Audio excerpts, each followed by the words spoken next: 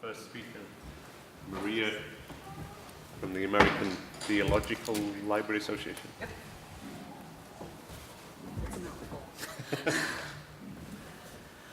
Well, good afternoon, everyone. I'm Maria Stanton. I'm the Director of Production with the American Theological Library Association. And I've spent my entire career supporting libraries. I've been with ATLA now for a few years, but either on the product development side or the production side, creating databases. And so I think I'll start by giving you a little bit of information about who we are. We're a small organization. We were founded in 1946. We have about $6 million in revenue, 800 members on the association side, about 2,000 customers for our databases, and our core purpose is to support or promote worldwide scholarly communication in religion and theology by advancing the work of libraries and related information professionals. That's our core purpose today. In 1946, we were founded by a group of like-minded theological librarians, primarily in the American Protestant tradition. And that's important to understand for what I want to talk about today, because I'd like to present a bit of a case study of how we've grown from our humble beginnings in 1946 to where we are now and where we aspire to be in the future. But that beginning is still a very important part of our brand, or an important part of how we're perceived. And so as you can imagine, going global, that is actually somewhat of a hurdle to overcome. Our product offerings include the religion database, which is the premier index. It started in 1953 with 31 journals. It's almost 700 journals now. The Atlas Serials offering is a full-text offering. The ATLA Catholic Periodical and Literature Index is an index that we purchased from the Catholic Library Association a few years ago. And then we have a couple of partner products, Old Testament abstracts and New Testament abstracts, as well as our historical archive products. But jumping ahead from 1946 to 2011, in 2011, we completed a very comprehensive environmental scan to understand what the threats were for the association. Actually, let me take one more step back. The association has the association membership side, which provides development for professional librarians who are supporting the study of theology and religion. They're typically at seminaries or they're at graduate programs at various institutions, for example, say St. Louis University. And then there's the product side, which I'm on, which operates much more like a for-profit publisher creating these electronic databases that support research that are aggregated journal offerings, peer-reviewed academic journal offerings. And so in 2011, we were trying to understand what were the threats, how are we positioned to continue to be relevant in the future, and there were some troubling signposts for us. The single titles that were moving to major publishers, you may wonder, well, why would that be a problem? At that point, we didn't have relationships with the big publishers. Folks at Brill, folks at Sage, folks at V&R weren't really talking to us. Most of our success came from signing up single title publishers with small societies. They would talk to us. Most of the other folks were kind of like, who are you and why are you calling us? So this idea that single titles would move to the bigger publishers was troubling and worrisome. Could we still get relevant content for our products? There were a couple of financial signposts that were also troubling. The decreased funding for the humanities was already a reality here in the United States. And also we were beginning to see the consolidation of seminaries, which is continuing and actually getting a bit faster now. And so, okay, well, where's the money going to come from in the future to support the librarians who are there that we do want to support? A couple of other areas that we found troubling would be the change in user behavior. So subject area librarians taking on additional areas. Well, again, why is that a problem? We had librarians who were telling us, they let go the religion librarian. I support econ, now I'm doing religion, and I don't really understand your database, and I don't really understand these students. So what could we do to help them? How did we need to change the product? How did we need to respond to that? And then the continuing concern about the fact that, quite frankly, most of the users start with Google or Google Scholar. That is something that we're still analyzing from a strategic perspective to see, where we need to be in the future. And so with all of those considerations in place, we came to a conclusion that is probably not dissimilar to conclusions that are made in a lot of organizations, and that is that we couldn't rest on our laurels. We could not continue to stay a North American-focused organization. We needed to grow, we needed to expand, we needed to reach new audiences and be relevant to new audiences, not just come to them with an American-based product and say, hey, you want this, right? That wasn't going to work. So we made an intentional commitment to global collaboration, relationships, and content. And out of that, I think the theme that you'll find from the rest of the presentation is that the relationships are really the key for us to getting the results. I almost feel like I reinforce every Harvard Business Review article you've read about globalization and the need for relationships and the need for the local perspective and getting to know people within their own environment. Oh, we made 1 or 2 changes internally. So obviously, again, we're a small organization. We have 44 staff, about $6 million in revenue. So we had to make some different decisions about our staffing. Everyone wears different hats. We didn't have a dedicated licensing manager at this point. The person who was doing that also did claims. And so we decided that they were much too outgoing and much too great an ambassador for us to continue to do claims. So he was promoted to being the dedicated licensing manager. He was volunteered, as they say. And we identified key markets that we wanted to go after. We started with Europe because, quite frankly, that was the most obvious for us. If you're familiar with religion in America, religion in the United States, a lot of what we already covered, the origins were in Europe. Obviously with a different perspective, a European perspective, but definitely the origins were in Europe. And then beyond that, we have started working with Australia, New Zealand, Africa, Japan, Korea, and the Middle East for different reasons. We engaged, along with the environmental scan, we engaged a consultant from the UK who gave us some very good advice and some probably obvious advice, and that was that we needed to go to international conferences, that we weren't going to be successful if we tried to do this from Chicago. So in 2012, we went to the Frankfurt Book Fair for the first time. And as you can imagine, we did our homework, we got the list, we reached out to people, we said, we'd like to meet with you. Some of our emails went completely unanswered, some people responded positively, and a handful of people agreed to actually meet with us. And so we went to Frankfurt, and we were met with, I would say, professional politeness. The handful of people who met with us were very curious. They wanted to understand who we were. And they've shared with us subsequently that, getting back to that comment earlier about a brand, they perceived us, we were like, okay, you're Americans. Are you just here to do a deal? Will you value my content? We have a different perspective. Yes, it's Lutheranism, but it's not American Lutheranism. So how are you going to handle this? How are you going to respect my data? And also they wanted to know about who we were.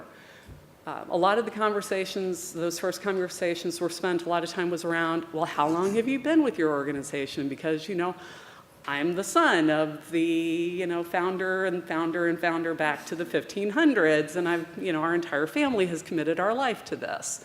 So a lot of the conversations were just getting to know people that first year. And then in between, we had interim meetings. To this day, with the exception of this conference, if we travel to a conference, we typically make time to visit publishers in the regions that we're in. So any place we go, we add on time to meet with publishers. And we've also been attending other international conferences. So again, 2012, people's English wasn't that good. They were kind of like, who are you? But by 2014, it was a different story. By then, we had relationships with a range of larger publishers, and I'm grateful to say that some of these individuals will even walk us around the book fair and, say to a friend of theirs, you need to meet with these people, open up your diary, find a time, and help us with those introductions. So it's been great. And again, those relationships, building the relationships. There were people in our organization who were skeptical. Why are you going to Frankfurt? Isn't that an expensive trip? You're just going to be going to have fun. Not really. And so it's paid off. I don't think we could have done this through Skype. We definitely weren't getting responses to our emails. We had to go and meet people and get to know them and give them the opportunity to get to know us and overcome perceptions that they had about us. I've stripped this down to make it a very simple before and after picture, but I want to assure you that the time frame is very similar. I went with about a 20-month time frame before Frankfurt and a 20-month time frame after Frankfurt, and it's a similar number of titles. It is a slightly higher number of titles after Frankfurt because we are working with publishers who have more titles. It's not going after the single title, going after the single title. But the difference is remarkable. This is the country of origin for a title that we've licensed for our full text offerings. And while you see before Frankfurt we definitely had some success, after Frankfurt it's been amazing. Now, I won't say that we're done by any stretch of the imagination. We went to a conference last fall, and we were standing at a booth, and someone was talking to us in his native language to his assistant who was trying to introduce us. And finally, he said in English, "Why do you want me to talk to these people?" and walked away. So we still have work to do, but we have come a long way. I will also share with you that in the spirit of relationship building, we haven't focused exclusively on publishers. We're also working with like-minded organizations. So ABTAPL, Beth are based in Europe. The circular logo is for ATL, which is Asian Theological Librarians. There's ANSLA, the Australia and New Zealand Theological Library Association. And the book logo in the middle is the Theological Book Network. And so we attend their meetings. They've helped introduce us to people. Back to my earlier comment about visiting publishers when we go to conferences. Last year I attended ANSLA and I met with a publisher for a title we thought had ceased. And he explained, yes, I can understand why you would think that, but no, we haven't ceased. We're going to get started again. And we were able to re-establish that relationship and re-establish that connection. And it was a very good title, and it really filled a gap. I mean, we were disappointed when we thought it had ceased.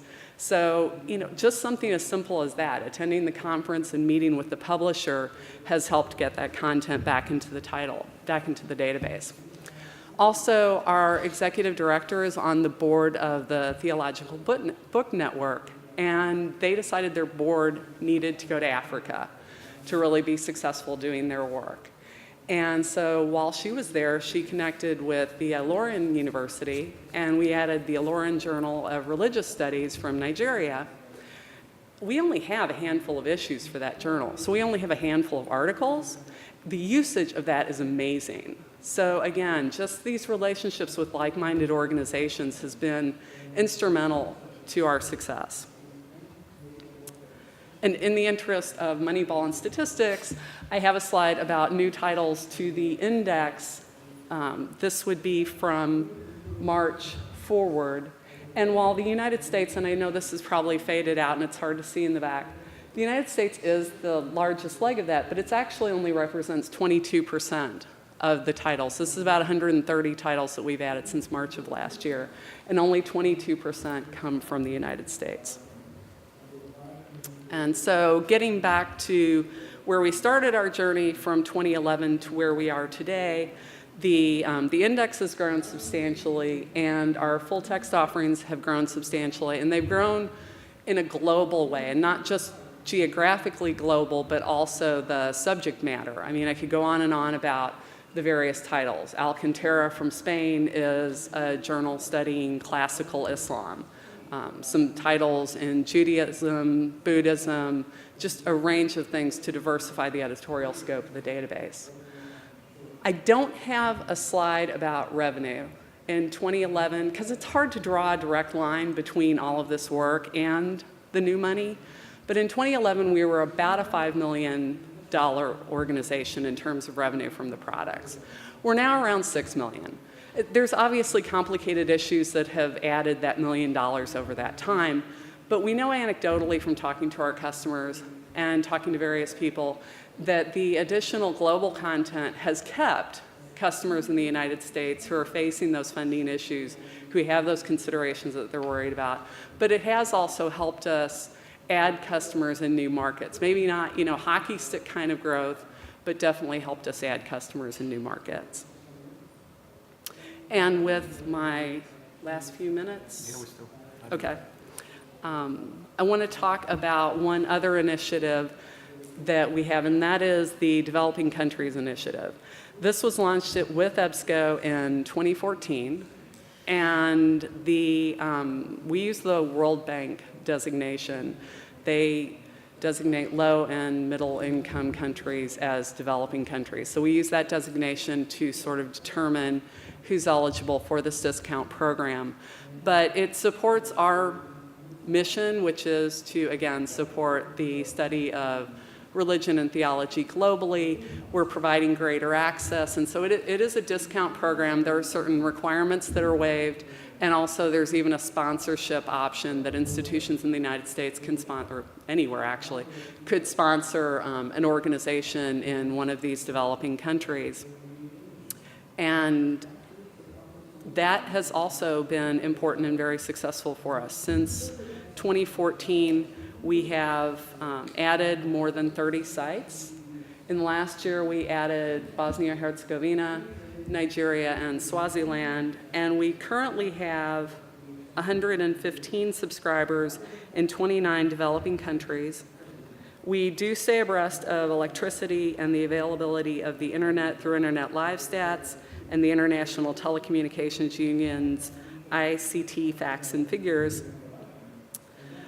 Getting back to that earlier theme of relationships and the Theological Book Network, I'll just end on this point.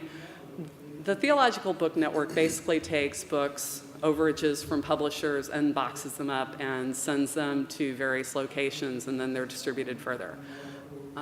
They have helped us actually advertise this program by putting information about this program into those book shipments to various institutions. So again, getting back to that theme of what relationships can do for you, that has also been tremendously helpful to us as well. But this is a very important program for us, and we really think that this is an important part of our future. We are also being very sensitive to the different increases in terms of funding and how that may affect people's ability to subscribe. So we're working through all of those issues with EBSCO as we add a site in a developing country. That actually is the end of my prepared bit. It sounds like you've sort of made the World Series to me. Are you sure Brad Pitt doesn't work there too? No, he doesn't.